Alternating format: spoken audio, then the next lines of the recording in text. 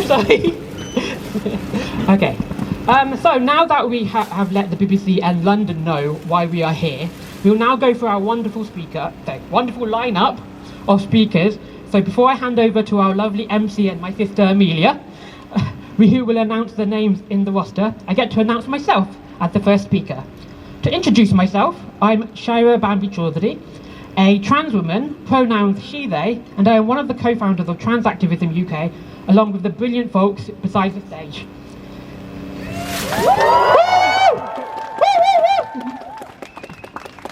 Please be aware of the following trigger warnings before I move on to my speech. I'll be talking about heavy topics with mentions of racism, sexual predation, murder and suicide.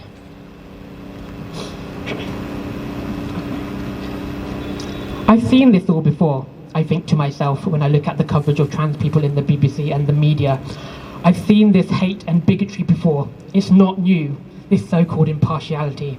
As a South Asian Muslim woman, I've seen this all before. Countless marginalised groups have been in this position when the crosshairs were pointed towards them. These groups have something in common. They all have been targeted because of their differences that are seen as exploitable by the BBC and the media, exploiting the fear of the other to rile up the masses into a frothing frenzy against innocent people. And for what? To sell news? Yet BBC, when you are called out for your repulsive coverage, you deign to mention positive articles as if to dismiss any accountability for spreading dangerous bigotry that causes immense pain and costs lives. But BBC, and I hope you are listening, there is no carbon offset for bigotry. Let's make sure they are listening. Say it with me. There is no carbon offset for bigotry. There is no carbon offset for bigotry. There is no carbon offset for bigotry. There is no carbon offset for bigotry. There is no carbon offset for bigotry. There is no carbon offset for bigotry. The BBC vouch for impartiality, yet transphobia is not where they began this charade. They've rarely taken an impartial stance on anything. From racial bias, sexism, religious bias, the list goes on. One of the earliest examples they give is the very original naming of the BBC World Service, BBC Empire Service, owing to their impartiality regarding British colonialism. Until that became unacceptable. Did they learn? Of course not. They continued to push anti-black, anti-POC rhetoric until that became less acceptable. It's all regurgitation of bigotry in an endless cycle. They move on to the next profitable bigotry and the next, harming innocent people for all their mileage, and now the spotlight is shown on trans people. BBC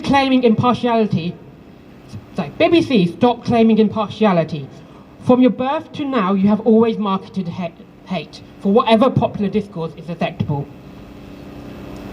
As a person who intersects multiple identities, I have grown up with your partiality.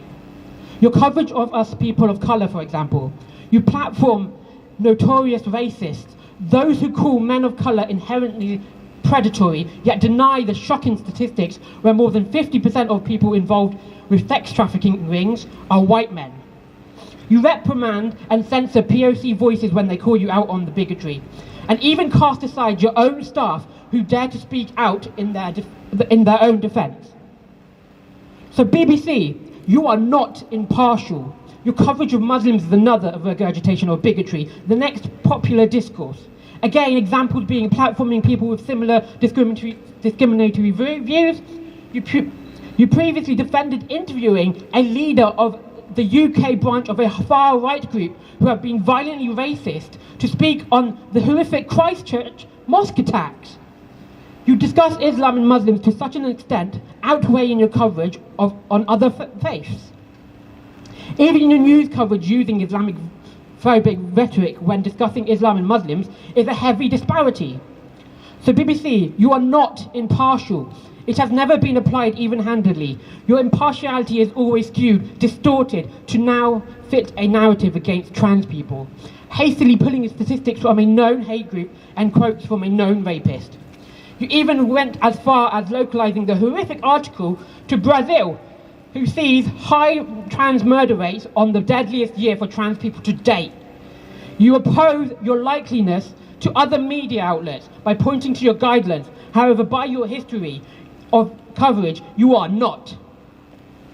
I have personally lived through the crosshairs moving from one target to another and continue to see groups pained and falling into distress because you continue to be a bastion of bigotry. Yet you pay no regard to us, and most disturbingly, you disregard your own staff, telling them to suck it up when they are made to feel unsafe and unwelcome in your halls.